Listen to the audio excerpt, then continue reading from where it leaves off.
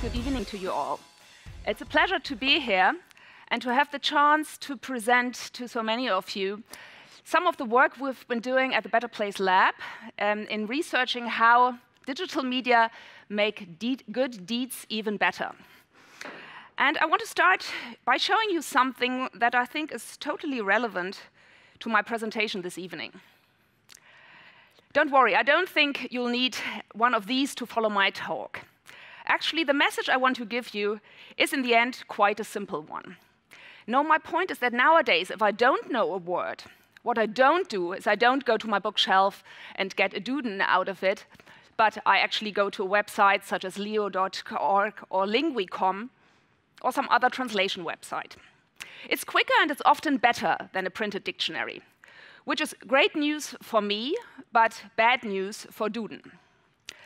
As you are all aware of, the internet has been a mighty disrupting force. And in terms of the numbers of different industries it has changed and revolutionized, it's perhaps the most disruptive innovation in history, at least in post-industrial history.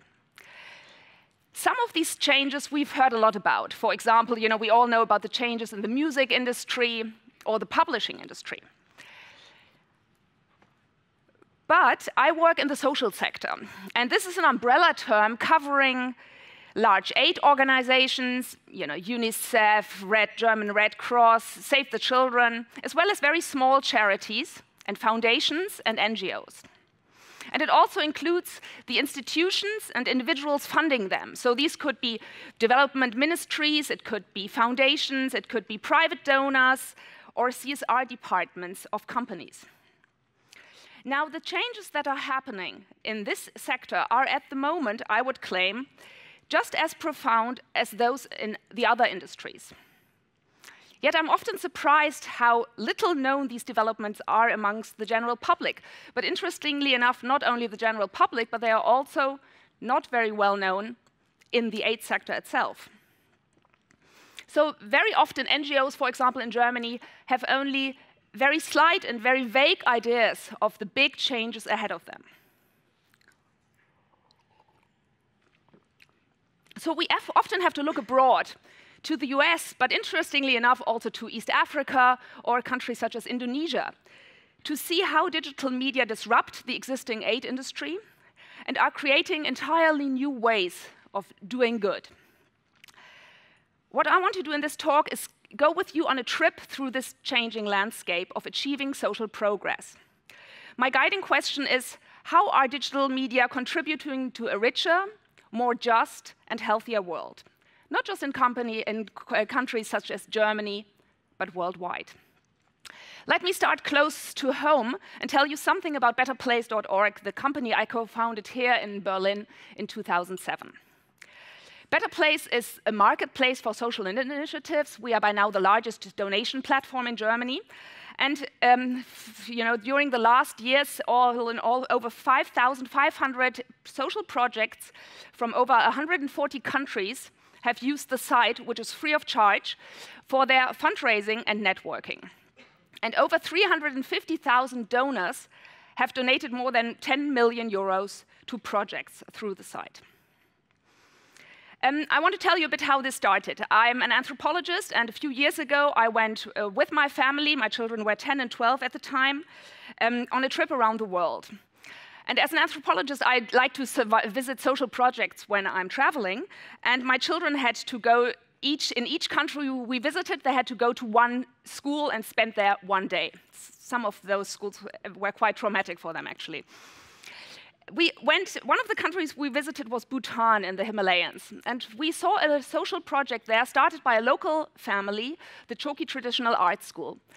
And we really loved what they were doing, because this was a local family taking initiative and giving a good, solid work education to underprivileged, poor children.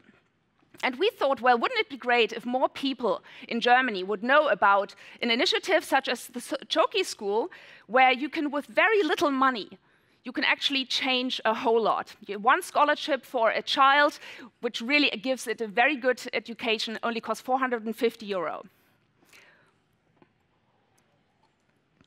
So we came back to Berlin, and we started a platform, got to know another team around Till Behnke, and who had a very similar idea.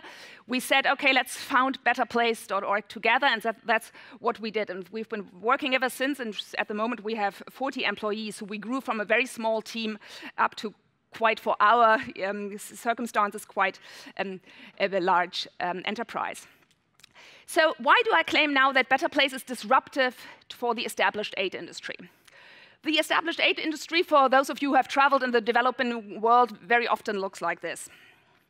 Well, it's disruptive on a number of levels. First of all, platforms such as Better Place give visibility to grassroots projects, to local projects. You know, they are not the usual suspects, such as the big organizations you would know and who send you direct mailings for their Christmas fundraising drive. And so obviously the Choki Traditional Art School was one of the first projects we had on Better Place, and it has been fundraising ever since on the platform.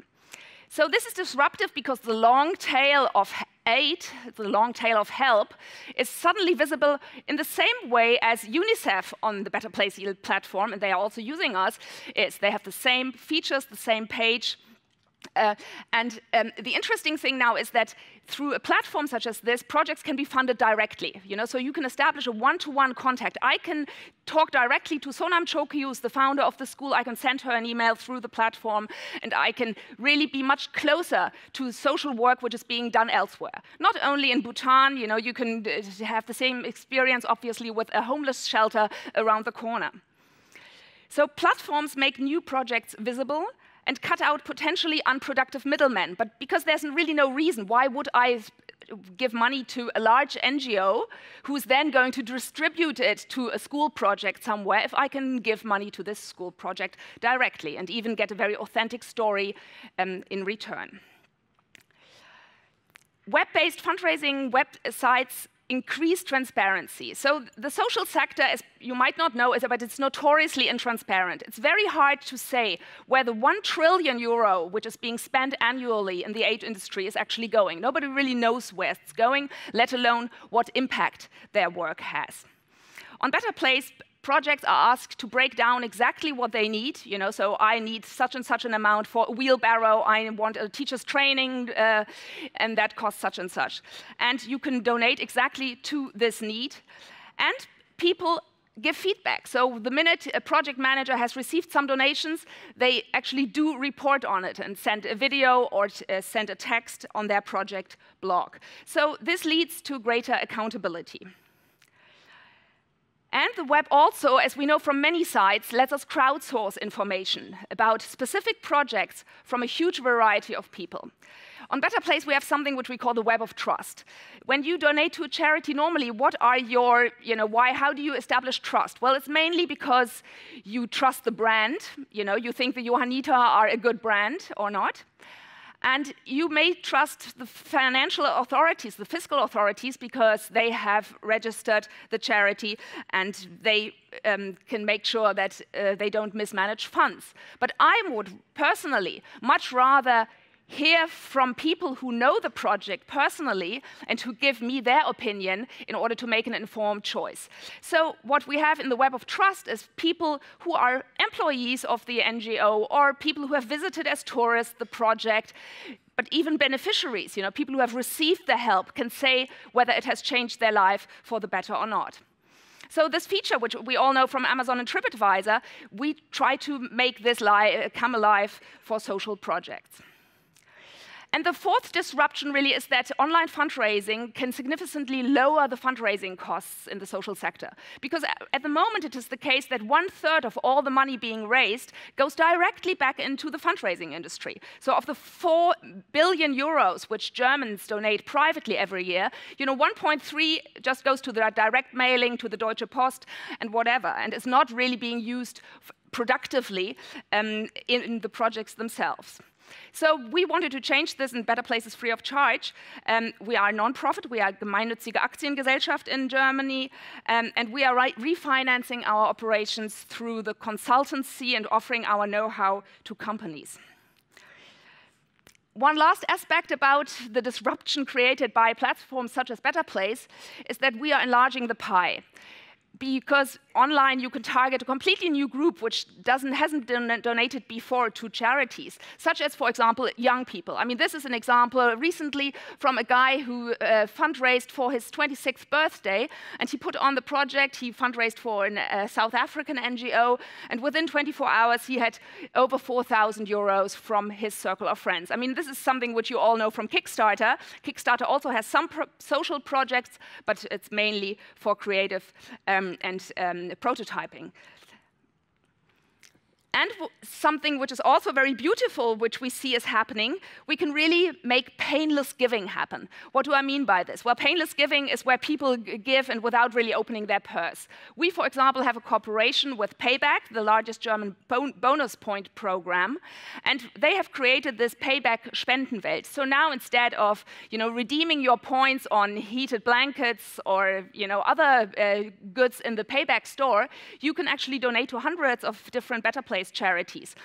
And this is really, really successful because in the first 8 months of our cooperation with Payback, they were able to redeem 1 million Payback points. So 1 point is 1 cent, and that means that 1 million euro went to social projects which didn't have this money before. And this is what I mean by painless giving. And you see online, obviously, lots of opportunities from affiliate marketing and similar things which make this happen.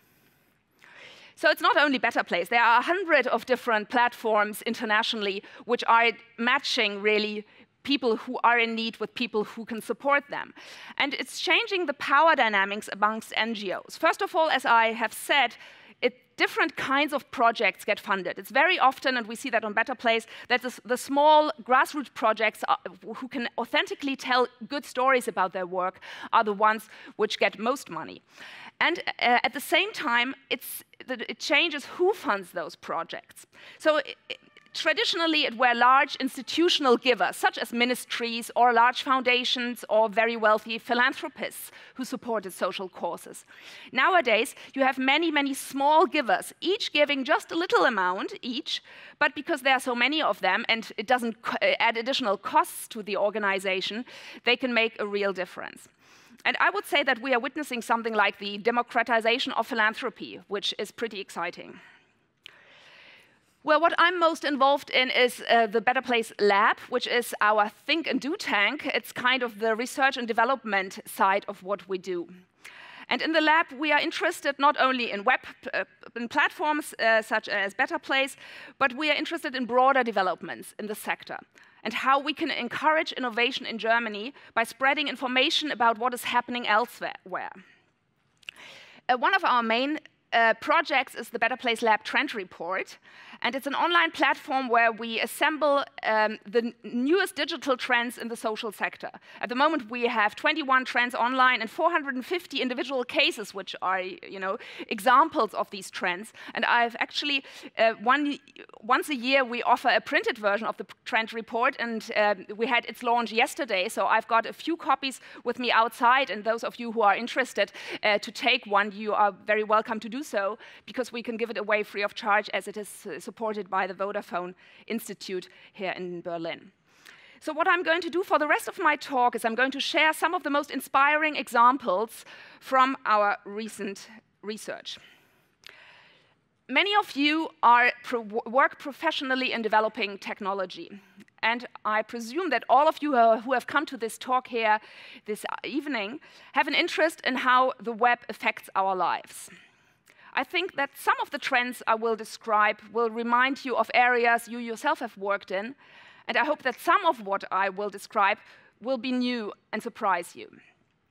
In the end, I want to convince you not only that doing good has a future you should be excited about, but that whatever your background or your expertise, you can be a part of this future, and you might have something to contribute to it as well. Often when there's a discussion about a particular charity or NGO doing well or doing badly, it seems to become a discussion in terms of euros. Obviously, money is a really important factor, and I have already addressed some of the changes we see in the fundraising arena. But if you're just looking through the lens of currency, you miss a lot. So for this afternoon, I want to think about two other resources which are just as important in making the world a better place, and those are time and knowledge. Let me start with time. One of our trends is called Karma statt Kohle, karma, not cash. This is about how people give their time and their talents rather than setting up a bank transfer.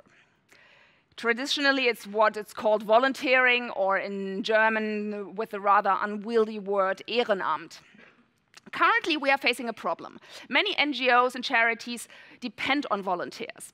But even though many people want to give their time, they have busy lives and often can't commit to spending, very rigidly every Thursday afternoon in a homeless shelter, or let alone spare a few months to volunteer in a water project in Togo. Thus, the German survey of volunteers tells us that there's a huge gap between people who say they want to volunteer and those who actually do. And this gap is 23 million people big, so it's really a massive amount. But here's the good news. With the internet, there are suddenly lots of new ways to let people give their time on big scales and also on very small scales, something that we call micro-volunteering. So what you're seeing is a growth of micro-volunteering platforms which let people chip in and genuinely help, but without involving a huge commitment. This is a screenshot from a website called spark.com. And NGOs can post specific, small, and manageable tasks which they need doing. This could be things like here, helping us design a logo, coming up with a new slogan, doing some research for an environmental project, or critiquing an organization's website. Interesting volunteers can browse through the site and get in touch with the organization to carry out the task. The really cool thing about this is that people can use their specialist skills. We are used to the internet hooking us up with exactly the right people. Why else do you think 10 million Germans are signed up on dating websites? In the same way, an NGO might need, as in this example, a new logo. Now, a graphic designer browsing through Spark can see it and spend her lunch drawing one up. And of course, with the web's ability to abolish distance, it doesn't matter anymore where you are. You don't have to be on the ground. The NGO might be based in Hamburg. The graphic designer could be donating her time and skills from Hong Kong or Honduras. What I like about this is the sense of collecting the little scraps of free time which people have here and there in between their schedules. To compare giving time and giving money, it's like if you are collecting donations on a street with a bucket and you don't just wait for people who will give you 20 euros or 50 euros, better to accept what each person is able to give, big or small. So websites like Spark are great because they allow people who only have a few minutes to give away to nonetheless use those to make a difference. The average user of Spark donates only 7 minutes, but there are 70,000 users worldwide. That adds up to over 8,000 hours being spent contributing to good causes. To give you some perspective, that's what one person working full-time for an NGO would do in 3.5 years. Lots of small things end up to a big thing. And this is a resource almost without end. If you go on any bus or wait in line at the post office, we always see people getting out their phones and playing Temple Run or Angry Birds just to pass that time. What if we could harness all of those millions of minutes to do good in the world? We at Better Place have just started to do something quite similar in cooperation with Vodafone here in Germany. If you download the Better Place app, you will find social initiatives nearby who are looking for volunteers. And at the moment, these are still fairly traditional offers we have, like being a reading coach to a child with a migrant background. But we are working on creating just the kind of skill-based volunteer opportunities you find on Spark. And there's a small advertisement I would like to place here. We are currently looking for good Rails and JavaScript developers. So if you are one of them and if you want a new job, then contact me as well. The American author Clay Shirky calls this resource I've been describing as cognitive surplus. Cognitive means thinking, and surplus, Überschuss, refers to the vast amount of leisure time many people have in modern society. Take a look at this graphic, which he uses, that I think says a lot. In the US alone, adults spend 2 billion hours watching TV annually. Now, to create Wikipedia, it took 1 million hours of work. That means that Americans could create 2,000 Wikipedia-like projects in a year. Wikipedia was made by hundreds of thousands of people, each doing a little bit. Almost all of them do it in their spare time because they are able to, and because they believe in the project and they want to help others through it. Each give what they are good at, So some contribute their knowledge about quantum mechanics. Others are really good at spelling and grammar and can correct those mistakes in the quantum mechanics article. These Wikipedia volunteers, contributors are really philanthropists, whether they would see it that way or not. And I'm going to give you one more example of the cognitive surplus, of capturing cognitive surplus. And this comes from a Guatemalan developer called Luis von Ahn. As I'm sure you all know, these are called captchas. They are put at the end of online forms to make sure that humans are filling it out. It works because it's something that's actually very difficult to do, recognizing the text in a jumbled image. It just happens to be something that human brains are incredibly good at doing. Our best computers are still far behind the human brain at doing this. It's necessary, but many of you would probably agree it's also pretty annoying. It uses up our attention for 10 seconds or so when we'd rather be thinking about lunch. But von Ahn thought, what if we can find a way to use that cognitive surplus, i.e. use the fact that so many brains are spending so much time doing this anyway, and estimates are speaking of 150,000 hours being spent just filling out captchas every day. So, a few years we started seeing these. These are reCAPTCHAs. On the left is the same kind of computer-generated puzzle as before, but on the right is something new. It's part of a scanned page from a book. There are several projects worldwide to digitalize large collections of books. But as I've just said, computers are still quite bad at reading, so we get people to do it instead, in tiny, tiny bits. So with the bit on the left, which we already know what it means, the person proves that they are human. And when they enter what they think the word on the right says, we can compare all the different entries for the right-hand word, and if they all agree on it, then we know the answer. And so in these tiny bits, we can work out whole books. reCAPTCHAs are on more and more sites, and they are being used to work out over 100 million words per day. That means over 2.5 million books every year being digitized. This is a huge achievement and really valuable. And in a way, we've got it for free because these are seconds people would have to be using anyway. So I've talked about new ways of using and giving time. Now I want to talk about giving and using the resource of information or data. In our trend report, we look at this under the heading of Big Data for Good.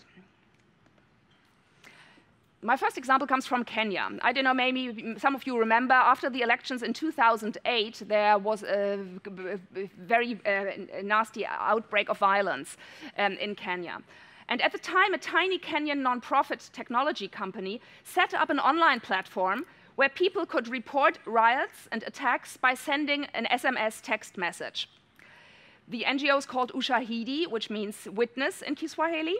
And with their open source software, anyone can adapt it, can post a project, post a report, categorize the type of incident, and upload a photo. Since 2008, Ushahidi has been used to track violence and unrest in many, many countries, in the Democratic Republic of Congo, in Gaza, or in India. But it also helped to map the situation after the devastating earthquakes in Haiti or Japan, for example. This is a great example of crowdsourcing information to get data much faster and more detailed than 8 workers or researchers could ever manage. The data is processed and made available in near real time, so 8 organizations, governments, and the media have an up-to-date picture of developments. The information is displayed in map form, so trends and hotspots are easily revealed. This is an image from the Haiti Ushahidi map, and it showed 8 workers where people were buried, which roads were blocked, so that rescue operations couldn't get through with trucks. So again, in this example, people give a little piece of information they have. And you can see the same thing here as we've had with giving money on Better Place or time for Sparked, for Wikipedia or for reCAPTCHA. The logic of lots of small things add up to a big thing. If there's a riot in Amritsar, then that's useful to know about. But if we can see that riot as part of a wave of unrest in northern India, that tells us far more. Ushahidi is doing great work, but it's limited by the fact that it needs people to know about the platform and that it takes time to upload and send information. But today, there's a vast amount of data being created in all areas of our lives. A lot of this could be extremely useful, but we would never think to report it, and often we don't even fully realize that it is there. This is obviously what is meant by big data, which is a very in topic in many industries. So I want to show you, with my next examples, the potential this trend might have in the social sector. Again, let's move to Haiti. After the earthquake in 2010, researchers analyzed SIM cards from cell phones to track how the population was moving. They found that around 600,000 Haitians fled the capital Port-au-Prince in the immediate aftermath of the earthquake and headed for the countryside. This eased the pressure in the capital for a while. However, there was not enough food or supplies in the countryside when they arrived, meaning that most of the people returned to the capital within a week or two, and thus the crisis in the city redoubled. This analysis took place after the disaster. However, later the same year, you might remember that there was a cholera outbreak in Haiti, and the big data findings being used there have saved thousands of lives. This time, the researchers were able to predict correctly, again using cell phone data, how people would move in the country and to which regions the disease would spread. Medics and supplies were sent to those regions in advance and helped contain the outbreak. So there are many other examples I could bring in this area. At the moment, researchers are in Harvard and are trying to use the same method to predict and combat the spread of malaria in Kenya. And the impact of this could be enormous, as malaria kills 1 person every 2 seconds. So imagine being able to prevent, contain those spreads. In a similar example, which is fairly well known, Google Flu Trends uses the frequency of people searching for flu symptoms to track and predict the spread of pandemics. And it turns out to be just as accurate and much, much faster than the US government's agency, whose job it is to do the same thing. But big data is not only useful with regards to health issues, but it can also serve as an early warning sign for many other crises. Data from people in Greece and Ireland tweeting and Googling showed people were worried about their jobs months before the official unemployment figure started to dramatically change. And there's even a UN organization called Global Pulse, which works as a crisis prevention center because they are tracking Twitter feeds and all kinds of big data in order to be able to say where a crisis is approaching. So you can see here again a parallel with reCAPTCHA. Just by generating data, people are doing something which turns out to be valuable even without realizing it in most cases. Because of the way technology is creeping into every aspect of our lives, there are more of these databases all the time, and more information that we know what to do with. In fact, on this subject, here's another example of new ways for people to give their time and skills. This is the result of a hackathon. A hackathon, as you will know, is a kind of intense workshop where lots of people come together, especially developers, for 48 hours. And recently, more and more hackathons are devoted to social causes.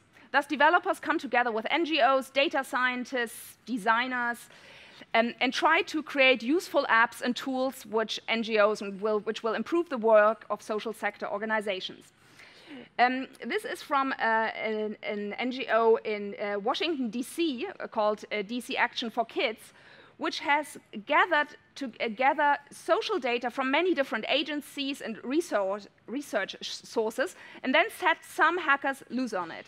One of the things that came out of the many data maps they created, and which are all available online, was a strong correlation, which hadn't been realized before, between kindergarten facilities in an area and vastly improved school grades in maths and reading. And so, as a consequence of this hackathon, the mayor of DC increased the investment in preschool institutions.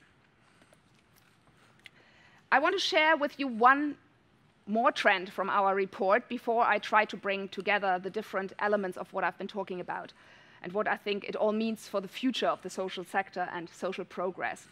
And this last trend we call trade, not aid.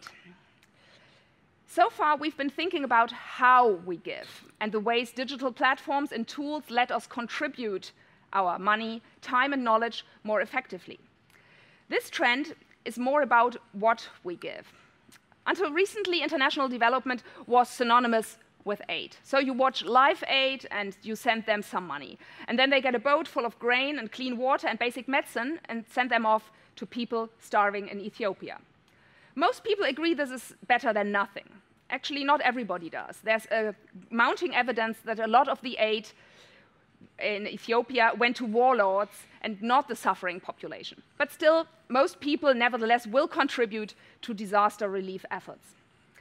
But our understanding of what helps and what doesn't has moved on. And maybe the most important change to happen in the development sector is the growing consensus that economic development and engagement is a better instrument than handouts when it comes to lifting people out of poverty. To be blunt, providing jobs is better than providing rice. The reasons for this are obvious. If you help to create a structured and working economy, that is progress that is self-sustaining. And people have more dignity and self-respect, knowing that they are working to help themselves. Just giving people handouts, on the other hand, can lead to a demoralizing culture of dependency. A very important part of this trend, trade not aid, has been the growth of microcredit. The idea is to give people in developing countries a small loan which will allow them to set up a business and become a so-called micro-entrepreneur. One of the first to do this was the Grameen Bank. They started by giving loans to women in rural Bangladesh to buy a chicken or a sewing machine, or a mobile phone. These so-called phone ladies rented out the use of the phone to others in the village so they could pay back the loan and have a steady income at the same time. Grameen Bank set up in the 1980s, and microcredit has been a big deal in the sector for about the last 10 to 15 years. Now, micro-lending platforms are allowing a new generation of small projects, and people from all over the world can donate or lend if they think the idea is a good one. Maybe you have heard of Kiva.org. Like Better Place for donations, here you can give loans to small entrepreneurs worldwide. And the numbers are impressive. I mean, on Kiva, every week, $1.5 million is lent. But the trend, trade not aid, has many facets. Here you see some photos from a service called Kilimo Salama, meaning safe agriculture in Swahili. The service lets subsistence farmers in Kenya take out insurance for their crops against bad weather with their mobile phone. As you may know, Kenya is far ahead of Germany or the US when it comes to mobile banking. They have M-Pesa, the banking service set up by Safaricom. So farmers can use their cell phones to take out insurance when they buy their seeds. And then there's a network of small unmanned solar-powered weather stations which measure rainfall and wind speed. So if severe weather is recorded, then compensation is automatically paid into the farmer's M-Pesa account. And this makes this group of customers, for the first time, it makes them customers for an insurance, because before the whole claims process was much too expensive to issue insurances to poor people. Now, this might not sound like a really spectacular example, but it's really crucial, and we are only now beginning to understand why. And it's because we understand more the role of risk in the life of the very poor. This was a brilliant book published 2 years ago by two professors of developmental economics at MIT. And what they are showing in this book is how the danger of losing one crop, and for a subsistent farmer, this is really often a matter of life and death, how farmers around the world react in order to diminish this risk. They are using tactics which are very, very costly just to try to reduce risk. For example, they would store a large amount of grain for emergencies when it would be more efficient to sow it all for a bigger harvest. So the point is that by providing insurance and basic financial products, we are removing this huge burden on poor people. And so this is a powerful way of helping them to help themselves. But insurance is not where the benefits end. On top of this, once the farmers take out a policy, they receive farming advice by SMS, weather information, market prices, fertilizer tips. And these messages, which in other parts of the world are provided, for example, by this service, Reuters Market Light, have shown in studies to increase farming yields between 10 and 20%. So really small information can make a huge difference. One final point about Kilimo Salama. It shows how infrastructure develops in waves, building on itself. The spread of cell phones in developing countries is a massive change. Now 72% of Kenyans have a cell phone. Only 2% have a car, but 72% have a cell phone. And once people have a mobile phone, they can have a personal bank account, with M-Pesa, and which didn't exist before for these people. And once you've got banking, then you can have crops insurance schemes and any number of other similar services. This is what Trade Not Aid is all about, finding ways to develop the infrastructure and the economy in poorer countries to bring about progress which has a momentum to develop itself. I want to end with this, or, how much time do I have? Excuse me. Okay, 5 more minutes, okay. I want to say something about the changing nature of organizations. In 2012, David Karp, a political scientist, wrote a book called The Move On Effect. Move On, as you may know, is a web-based group in the United States who campaign on different political causes. There are a number of similar groups. You have Change.org or Avaz and others, and David Karp identifies certain characteristics they seem to have in common. And they are really creating a big change in the entire political sector. I think that Karp's conclusions equally apply to the social sector. So let me explain. Groups like Move On are very, very decentralized and fragmented compared to what we were used to seeing before. Move On, which has been able to raise, I think, $80 million alone for the Obama campaign, employs only 20 to 25 staff. They don't even have an office, but they all work from different cities in the US and communicate using Hangouts, email, and cell phones. What they also do is they have access to hundreds of so-called phantom workers. These are people who can be activated to work at a distance for a short period if there's a peak of activity. So this brings us back to the idea of crowdsourced volunteering and the examples we saw earlier on. The fact of being such a small organization, not a big bureaucratic one, not only cuts costs dramatically, it also means that they are more adaptable to new situations. So in the social sector, you look at an organization like Amnesty International, which employs 2,000 people, or you look at an organization like World Vision, which employs 40,000 people, and then you look at Avaz, which activates millions of members with just a handful of employees.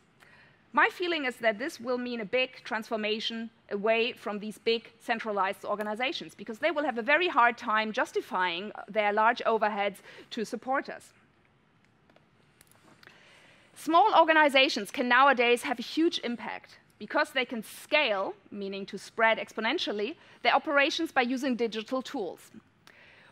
Whereas before, when innovation happened, it often just stayed in one community, and people elsewhere who didn't know about the innovation had to reinvent the wheel over and over for problems that had already been solved elsewhere.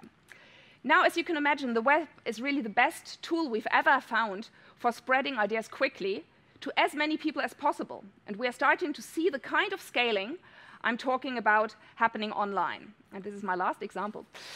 This is from a charity called Kaboom. They are, again, in the US. And what they do is they build children's playgrounds in underprivileged areas. They've been pretty successful and built a few hundred playgrounds. But there was a big change, and it happened when they decided to publish all of their know-how online. They published how to run a project, how to build a playground, how to do the fundraising, and what makes a good playground. And they provided online toolboxes for activists in other communities who could take this knowledge and do their own thing. So it's like a DIY, a do-it-yourself toolbox. More and more people got to know about it, and what they find now is that for every playground Kaboom builds themselves, 10 more are built by other groups using the online blueprint. So thanks to internet scaling, these tools have been used to benefit over 1,600 neighborhoods across the US. And there are many, many organizations, many charities who are now using digital tools. They still have a small core team, but they manage to really enlarge their innovations in this way. So I've talked a lot about the disruptive power of the internet. But we should remember that even though the internet has changed so much, on a deep level, people have not changed. For example, humans are still social creatures. Social networks like Facebook have not changed this part of human nature. Instead, they have used it, they have built on it, and they have even amplified it and changed the way people socialize. And the same is true for the social sector. I think people are, and always have been, fundamentally good. We all want to do good in the world. And the web-based innovations I have shown you, and those which will come in the future, simply give us new ways to act on that urge. They let us do good, but better. Thank you.